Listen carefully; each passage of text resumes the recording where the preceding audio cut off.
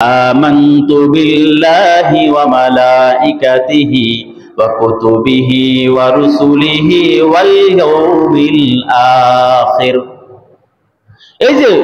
والقدر خيره وشره من الله تعالى والبعث بعد الموت والقدر تقدير বিশ্বাস করা খায়রিহি ওয়া শাররিহি যার ভালো এবং খারাপ মিনাল্লাহি তাআলা আল্লাহর পক্ষ থেকে আসে।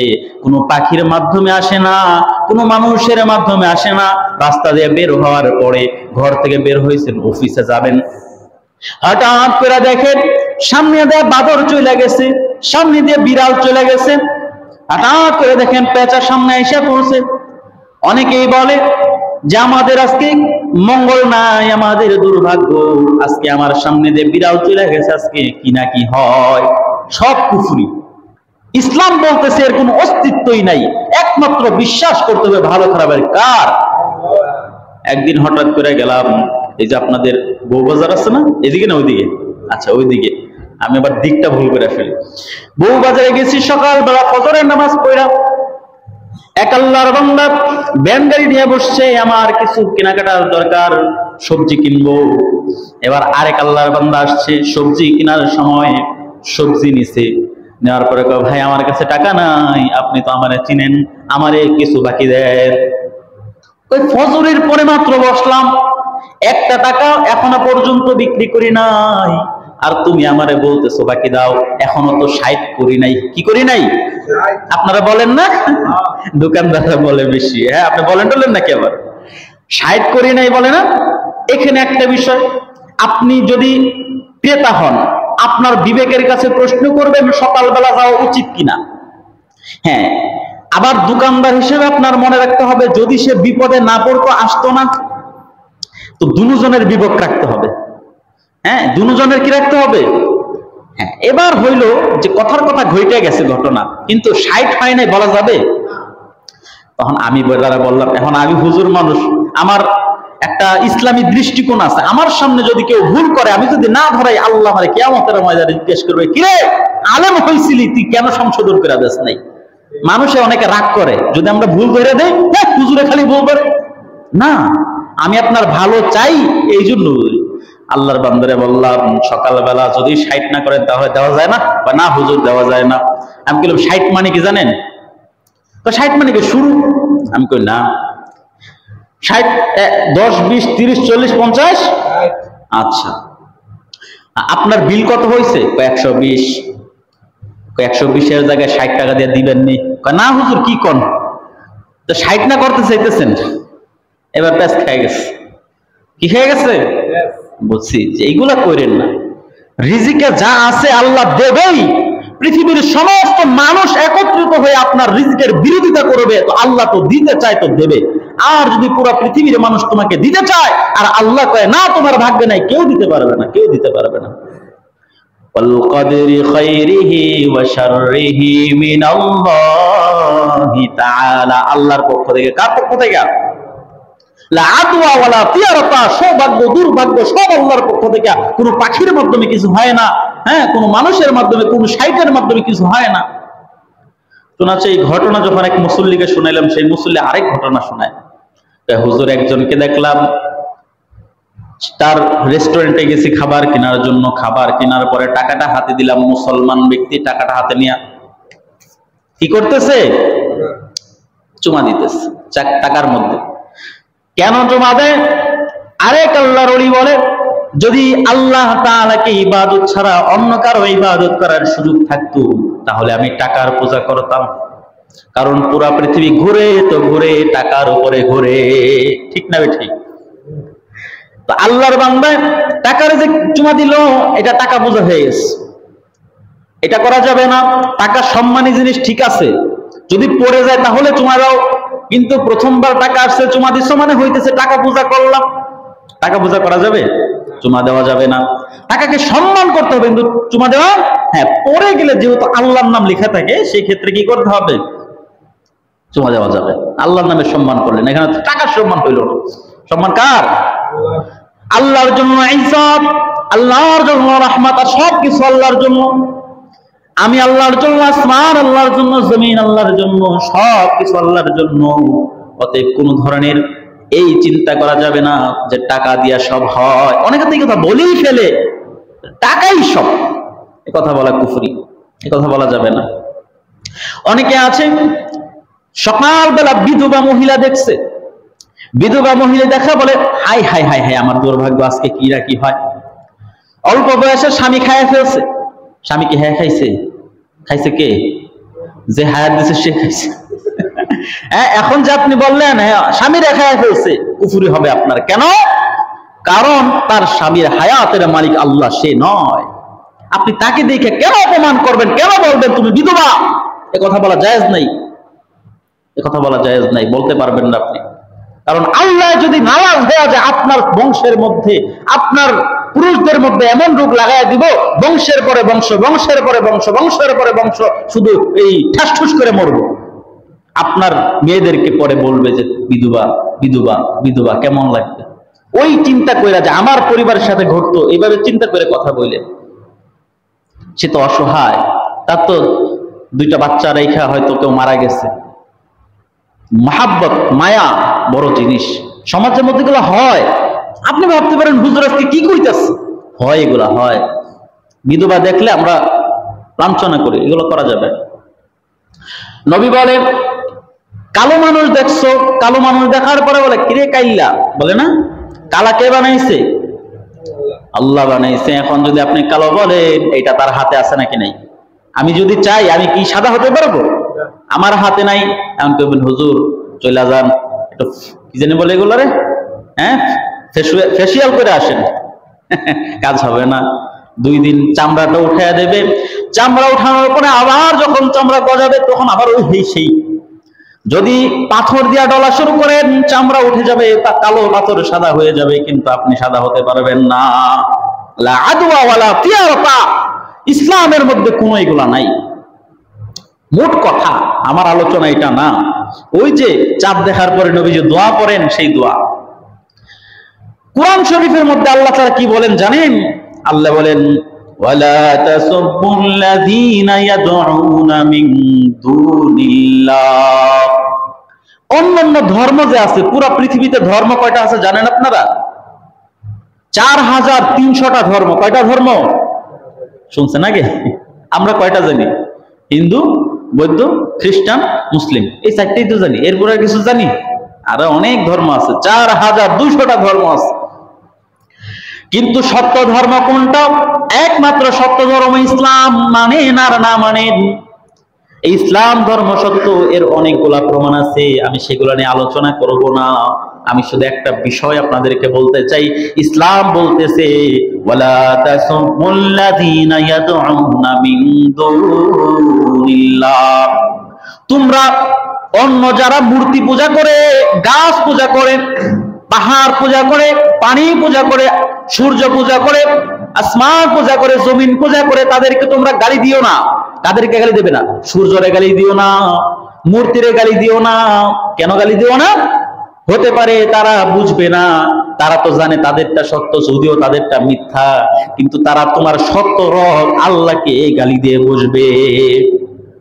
এই জন্য গালি দিতে নিষেধ করে নাই যে তাদেরটা সত্য। তাদেরটা কি সত্য নাকি? গালি দিতে নিষেধ কেন করলো? এই জন্য নিষেধ করছে যে তুমি যদি গালি দাও, তার কাছে তারটা সত্য, যদিও বাস্তবে মিথ্যা।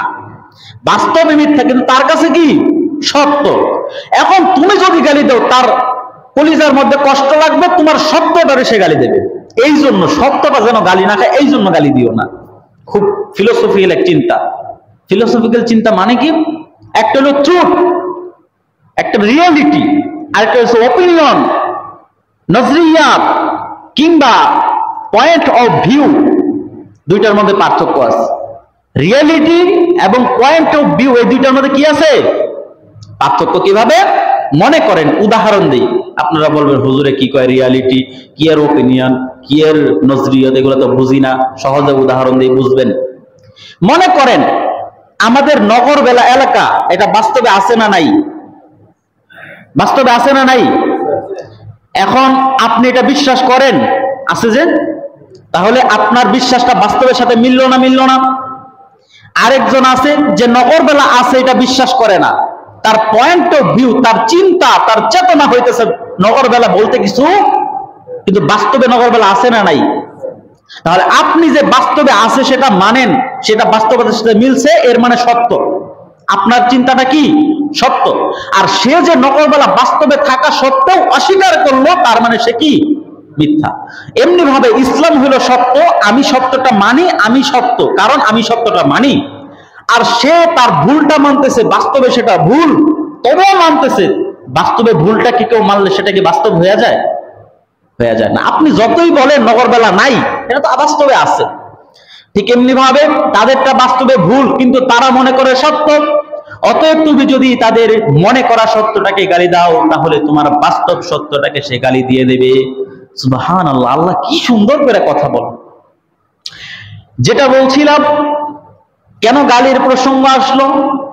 কারণ আপনারা জানেন গত 2 দিন আগে আমাদের এই তেরমুখ, এবং এরপরে কি তেরমুখের পরে জায়গাটার নাম কি, ময়নাটেক, এখানে এক চারালে আমাদের নবীকে গালি দিয়েছে ফেসবুকে। শুনছেন আপনারা? হ্যাঁ, আমাদের নবীকে গালি দিয়েছে। আমার নবীকে কেন গালি দিল? কোন সাহসে গালি দিল? এদের এত সাহস কিভাবে আসলো? দিন শেষে চিন্তা করে দেখবেন আমাদের মুসলমানদের দুর্বলতা, আমাদের দুর্বলতার কারণে তারা সাহস পাইছে। আজকে যদি ইসলামের শাসন থাকতো, আল্লাহর শাসন চলতো, তাহলে এটা হতো না। নবীজি সাল্লাল্লাহু আলাইহি ওয়াসাল্লাম কত সুন্দর করে ইসলামকে গুছিয়ে দিয়ে গিয়েছেন, কিন্তু আমরা ইসলামটাকে পুরো বিকৃত করে ফেলেছি। এখন মানুষ ভালোটা বুঝে না, খারাপটা বেশি বুঝে। কয় বিসমিল্লাহ গলত, মানুষ বলে না, বলে না। বিসমিল্লাহ কি গলত হইতে পারে? বিসমিল্লাহ গলত হইতে পারে? কয় আমি যদি ভুল করি মহাভারত অশুদ্ধ হয়ে যাবে। ভাই, মহাভারত কি শুদ্ধ নাকি যে অশুদ্ধ হবে? অশুদ্ধ তো ওইটা হয় যেটা শুদ্ধ। মহাভারত তো পুরাটাই গলত। আকদম বাকদম ঘোড়ার ডিম দিয়ে ভরে রাখছে, হাট্টি মাটিম টিম, এর থেকে সুন্দর কবিতা। আমরা গালি দেই না, আমাদেরকে চেতাও না, চেতাইলে তোমরা টিকতে পারবা না। কেন? কারণ হইতেছে আমরা সত্য, আমরা মরণের ভয় করি না, আমরা হইতেছে আল্লাহর ভয় করি, আল্লাহর জন্য জীবন দিতে প্রস্তুত। ঠিক না বেঠি? হুজুর আপনি দেন, আমরা নাই। মুসারে বনি ইসরাইল বলে